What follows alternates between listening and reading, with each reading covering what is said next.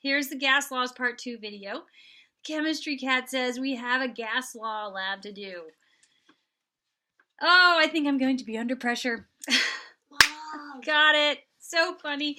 So we have two more gas law equations to work on. The first one is the PV relationship. Now, we derived this in lab. We know that pressure and volume are inversely proportional. Well, so in other words, when one goes up, the other goes down. So when we solve for our proportionality constant in this case, we come up with the equation P1 times V1 equals P2 times V2, where P1 and V1 are the initial conditions, and P2 and V2 are the final conditions. So this is pretty straightforward, but let's try one together. We'll do number one.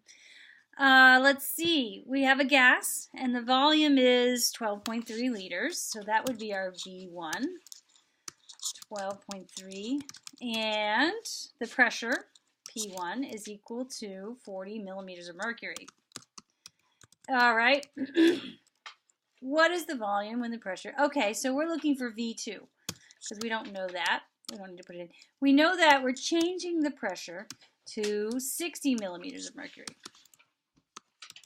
All right, before we even solve this, let's just think for a minute. We're making the pressure go up, so the volume should go down. Let's see if it plays out in our equation. So what we're going to do is use the solve function. Solve, square brackets, V1 space P1 double equals V2 space P2. Make sure you put a space between your variables so that Mathematica will know those are two separate variables. Make sure your variables are the same in the equation as you defined them before. And we're solving for V2. And notice it turned green. The one we're looking for turns green. Shift return. Oops, I did not enter my variables, so it just rearranged the equation for me. There we go. Final answer, 8.2 liters. And yes, indeed, the volume went down. Now, technically, our answer should have 3 significant digits because all of our numbers in this calculation have 3. Another note about units, this was a nice one because the units all matched up. Now, if for some reason we had 2 different pressure units, you have to make the choice and convert one pressure unit so that they match. You can use Mathematica or you can use a Google converter to change units if needed. Okay. So you can try the other 2 on your own. Input your answers as you get them. And our next equation is volume and temperature. Now, again, we derived this relationship there's a directly proportional relationship. So as V increases, T increases, or vice versa. As T increases, V increases. So when we rearrange the equation and we have 2 sets of conditions, we have V1 over T1 is equal to V2 over T2, where T1 and V1 are the initial conditions and T2 and V2 are the final conditions.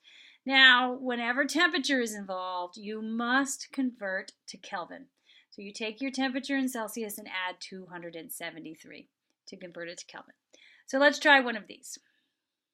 First one, we have a volume and V1, which is 2 liters.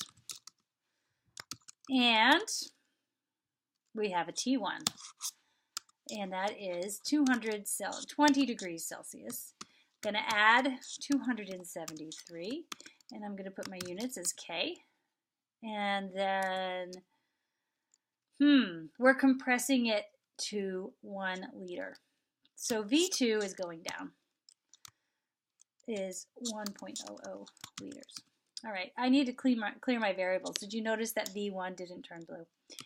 All right, V1 is the only one that didn't clear, but I'm going to go ahead and do V2 anyway, just to be on the safe side. Okay, so I'm going to input those. Now I'm going to use my solve function, and we know the equation. We gave it right up here, V1 over T1 equals V2 over T2. V1 in the numerator, T1 in the denominator, double equals, control question mark, V2 over T2.